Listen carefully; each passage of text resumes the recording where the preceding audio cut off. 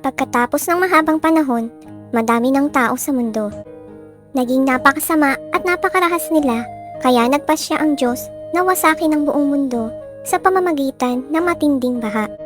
Pero nalulugod ang Diyos kay Noah dahil matuwid siya kahit nakasama niyang namumuhay ang masasamang tao.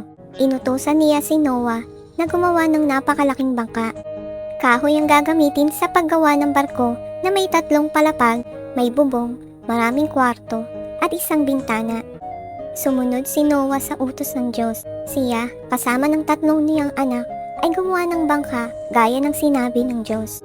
Nang handa na ang lahat, sinabi ng Diyos kay Noah na oras na para sumakay sila sa barko.